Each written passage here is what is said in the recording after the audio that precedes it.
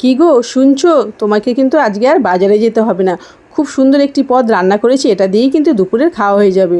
আর বন্ধুরা, আপনাদেরও বলছি, এই রেসিপিটি তৈরি করলে ভাতটা কিন্তু একটু গরম গরম লাগবে।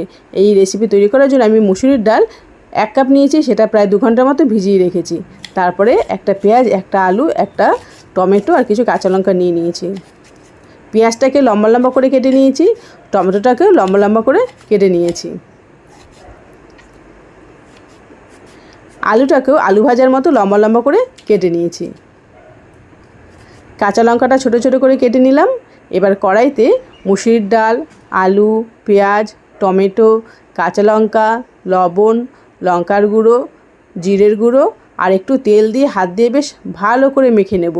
হাত দিয়ে মাখতে মাখতে এখানে কিন্তু অনেকটা রান্না হয়ে যাবে, সব কিন্তু খুব সুন্দরভাবে নরম হয়ে যাবে।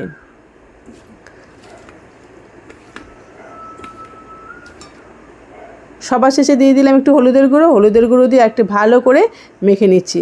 তারপরে দিয়ে দিলাম একটু ধনেপাতা কুচি। বেশ ভালো করে মেখে এটা সুন্দর করে সাজিয়ে কড়াইটা গ্যাসের ওপর বসিয়ে দিলাম। ঢাকা চাপা দিয়ে 4 থেকে 5 মিনিটের মতো রান্না করে নেব। দেখুন কত সুন্দরভাবে এটা কিন্তু অনেকটাই সেদ্ধ হয়ে গেছে। একটুখানি জল দিলাম আর একটু ভালো করে সেদ্ধ হওয়ার জন্য। জল দিয়ে আর একটু নাড়াচাড়া করে আবার 2 মিনিটের মতো ঢেকে রাখবো। তাতেই কিন্তু খুব সুন্দরভাবে সেদ্ধ হয়ে যাবে। দেখুন কত সুন্দরভাবে ডালটা, আলু সেদ্ধ হয়ে গেছে।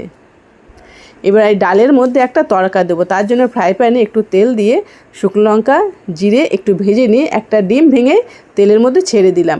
ডিমটাকে একটু ভুজিয়া তৈরি করে নেব।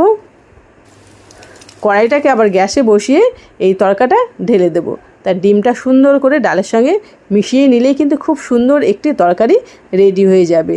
এটা তৈরি করলে বাড়িতে কিন্তু আর মাছ মাংস কিছুরই প্রয়োজন হবে না। আর সকালবেলায় আপনারা এটা গরম গরম রুটি দিয়েও কিন্তু খেতে পারেন। আর নামানোর আগে দিয়ে দিলাম একটু ধনেপাতা কুচি।